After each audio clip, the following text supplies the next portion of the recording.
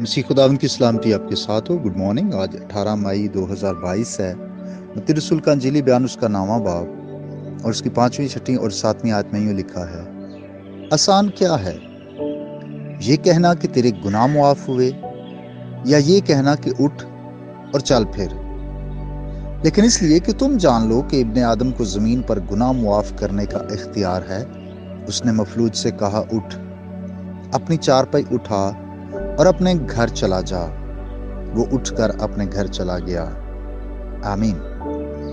خداوند یسوع مسیح نے جب فقیوں کے دل کے خیال معلوم کیے تو ان سے سوال کیا کہ آسان کیا ہے؟ دو باتیں خداوند یسوع مسیح نے ان کے سامنے رکھی کہ ان میں سے کون سی آسان ہے؟ کیا یہ کہ تیرے گناہ معاف ہوئے، یا یہ کہ اٹھ اور چل پھر؟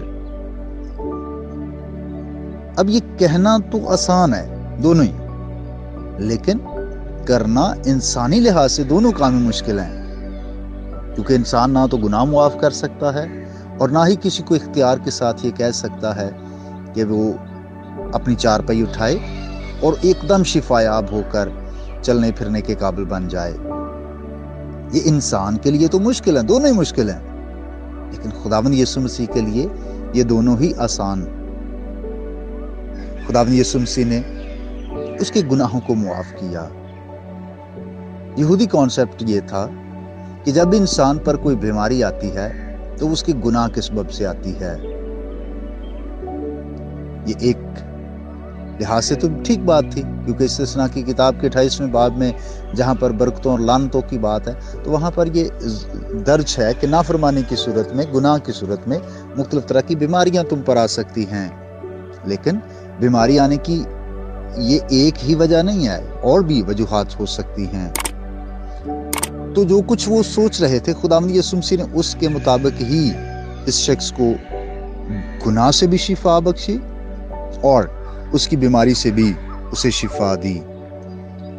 گناہ معاف کرنے کا جو عمل ہے یہ اندرونی ہے، کسی کو نظر نہیں آتا، ہوئے ہیں یا نہیں ہوئے کوئی انسان کچھ کہہ نہیں سکتا، لیکن خداوند یسوع مسیح نے اس بات کو یوں ثابت کیا کہ اس نے جو بیرونی کام تھا، جو نظر آنے والا کام تھا، وہ بھی کیا۔ یعنی وہ جو مفلوج تھا، جو چل پھر نہیں سکتا تھا، جو حرکت نہیں کر سکتا تھا، خداوند یسوع مسیح نے اسے چلنے پھرنے کے قابل بنایا۔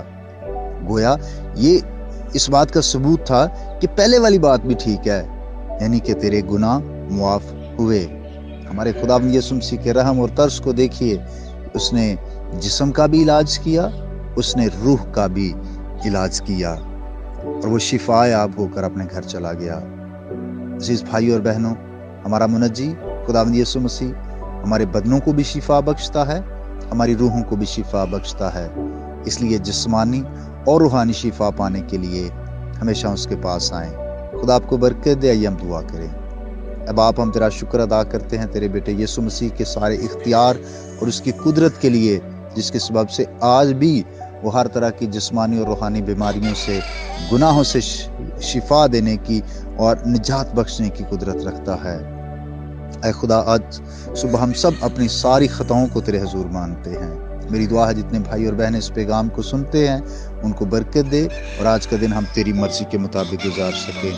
گناہ بدی سے حفاظت کر اور اپنی خدمت کے لیے ہم سب کو استعمال کرنا، یسوع مسیح کے نام سے آمین۔ میرا نام پاسٹر بشارت ہے اور یہ پیغام آپ کو ایونجیلیکل چرچ اٹک کی طرف سے بھیجا گیا۔ اب تک ہمارا چینل سبسکرائب نہیں کیا تو ابھی سبسکرائب کریں اور بیل آئیکن کو کلک کر کے ہماری لیٹسٹ ویڈیوز کے بارے میں اپڈیٹ جانیں۔